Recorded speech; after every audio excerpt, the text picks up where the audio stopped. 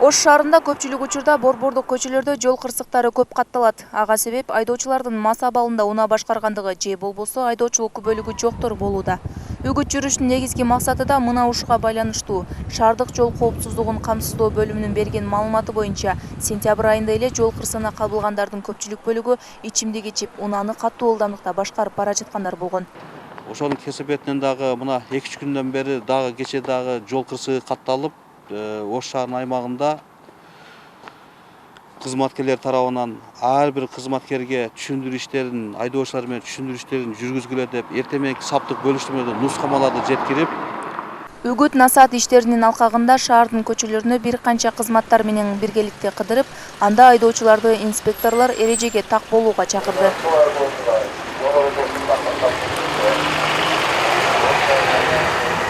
урматтуу Ош шаарынын тургундары, Ош шаарынын аймагында айдоочулардын жана жөө жүргүзүүчүлөрдүн жол эрежесин сактабагандыктан Бул учурда тиешелүү тараптар айдоочуларды жана жарандарды жол эрежесине так болууга чакырып, кайрылуу жолдошту. урматтуу айдоочулар жол кырсыгын болтурбоо үчүн ылдамдыкты ашырбастан, спирт ичимдигин ичип алып, автоунааны айдабастан жол эрежесин так сактап жүрүңүздөр. Балдар биздин келечегибиз. Максат жол кырсыгынын алдын алуу. Шаар тургундарынын айтымында мындай эскертүү иш-чаралары байма-бай өткөрүлүп туруусу зарыл. Анткени мындай саамалыктар кырсыктын келип чыгышына бөгөт коет деп эсептешет. Аны менен бирге айдоочулук күбөлүк сатылбаса деген ойлорун айтышат. Праваны сатып алып эле окубай эле алып атышат. Анан багы машинаны жакшы үйрөнбөй эле айдаганда кырсыкка көп учурап атышат да.